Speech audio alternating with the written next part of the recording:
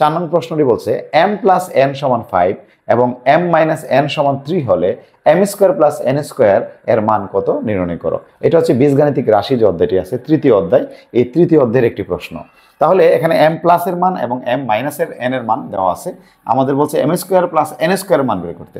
আমরা কিন্তু এই square a square plus b স্কোয়ারের অনুসারে দুইটা একটা সূত্র জানি। সূত্রটা কি? a square plus b square, আমরা জানি কি a plus b whole square minus 2ab। তারপর আবার জানি a square plus b square মানে হচ্ছে a minus b whole square plus 2ab। আরেকটা সূত্র হচ্ছে a square plus b square, এটা হচ্ছে a plus b whole square minus a minus b whole square by 2। এই সূত্রটি কিন্তু আমরা অনেকে মনে রাখতে পারি না, বুঝতে পেরেছি? সরি, এখানে প্লাস হবে। এই সূত্রটি কিন্তু আমরা অনেকে মনে রাখি না।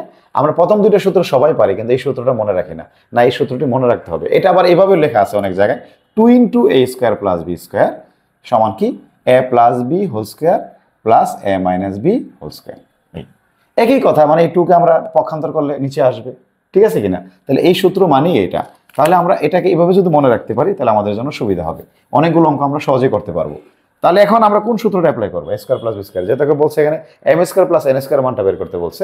তাহলে আমাদের তো এখানে এই আকারে 3টা সূত্র আছে, একটু খেয়াল করে দেখি মানগুলো কার দেওয়া আছে। আমাদের m প্লাস n আর m মাইনাস n এর মান দেওয়া আছে।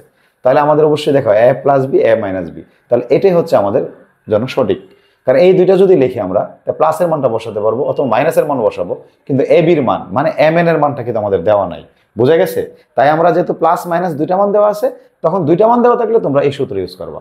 এটা আমাদের এ বির জায়গায় এম এন দেওয়া আছে, পি কিউ থাকতে পারে, এক্স ওয়াই জেড থাকতে পারে, বুঝতে পেরেছি? তাহলে আমরা এই অনুসারে আমরা সূত্র লিখে ফেলি।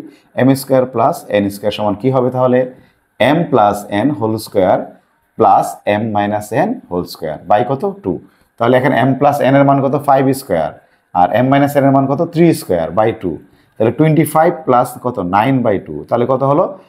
34 বাই 2, তাহলে কত হবে? 70।